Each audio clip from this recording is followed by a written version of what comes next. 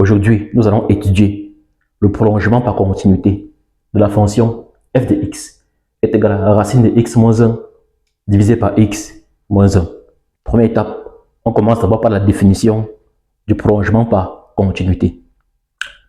La définition nous dit que soit f, une fonction non définie en x0, et L, un nombre réel, tel que limite de f de x, lorsque x tend vers x0, est égal à L. On appelle prolongement de f par continuité en x0 la fonction g, définie par g de x est égal à f de x, si x appartient à df, et g de x0 est égal à L. Première étape, on dit d'abord qu'on a limite de f de x lorsque x tend vers x0 est égal à L. La fonction f n'étant pas définie en x0, dont le prolongement par continuité de f est g de x égale à f de x, si x appartient à df, et g de x0 est égal à L. Il faut donc trouver la fonction g. Première étape, je trouve d'abord le domaine de définition de la fonction f pour voir où elle n'est pas définie. Et donc, contrainte.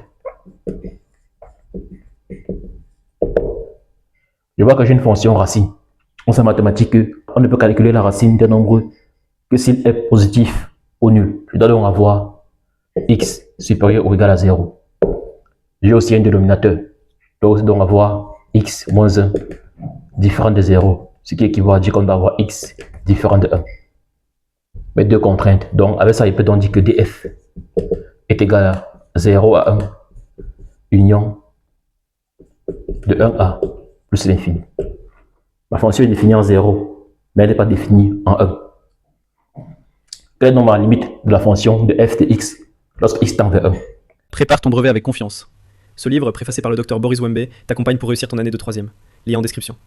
Limite de f de x lorsque x tend vers 1 est égal à limite de racine de x moins 1 sur x moins 1 lorsque x tend vers 1. Ça va faire 1 moins 1 sur 1 moins 1 qui est égal à 0 sur 0, qui est une formule indéterminée. Il faut donc lever l'indétermination. Je vais donc faire procéder comme suit. Donc c'est encore égal à la limite lorsque x tend vers 1 de racine de x moins 1 pour racine de x plus 1 divisé par racine de x plus 1 fois x moins 1. Donc je multiplie et je divise par le conjugué du numérateur, ce qui est égal à la limite lorsque x tend vers 1. Ça fois ça, ça fait x.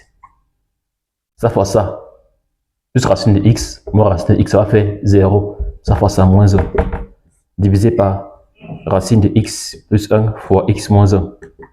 Il peut donc simplifier par x moins 1, ce qui est égal à 1 sur, ce qui est égal à limite lorsque x tend vers 1, de 1 sur racine de x plus 1, qui va me faire 1,5. Je peux donc conclure en disant que la fonction g de x définie par g de x égale à racine de x moins 1 sur x moins 1. Si x appartient à l'intervalle 0, 1, union 1 plus l'infini, avec g de 1 qui est égal à 1,5, est le prolongement par continuité de f en 1. Ce qui me donne un terme d'exercice. Posez vos questions en commentaire et surtout abonnez-vous. Ciao.